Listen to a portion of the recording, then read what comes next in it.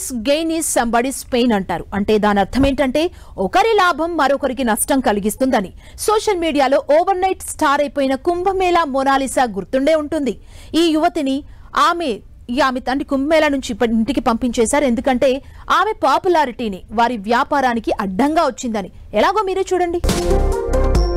కుంభమేళా పిల్లకి scene Sitaare.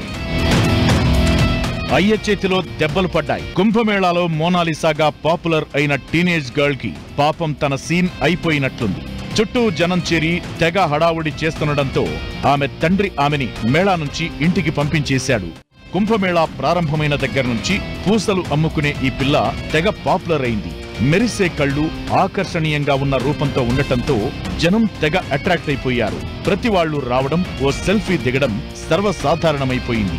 National media కూడా ఈమె వెంటపడడంతో ఒక్కసారిగా ఇంటర్నెట్ సెన్సేషన్ గా మారింది. మధ్యప్రదేశ్ లోని ఇండోర్ నుంచి వచ్చిన ఈ అమ్మాయి విజువల్స్, ఫోటోలకు ఇంటర్నెట్ తో గిరాకీ ఏర్పడింది. ఏకంగా 15 మిలియన్స్ వ్యూస్ కూడా వస్తున్నాయంటే అర్థం చేసుకోండి. ఇంకేముంది, బెల్లం చుట్టూ ఈగల్లా జనం చేరడం ప్రారంభమైంది. Brown beauty, blue ice beauty ఇలా రకరకాల పేర్లతో పిలుస్తూ మోనాలిసా పూసల దండలు అమ్మడాన్ని చిత్రీకరించడం ప్రారంభించారు.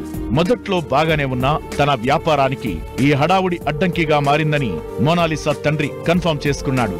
ఇలా అయితే వ్యాపారం మాత్రమే కాదు, ఆమె సేఫ్టీ కూడా మంచిది కాదనుకున్నాడో ఏమో ఇంటికి పంపేశాడు.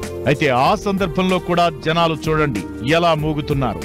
మొత్తం మీద జనాల అత్యుత్సాహం కాస్త ఒకరికి లైమ్ లైట్ తెచ్చినట్లే తెచ్చింది.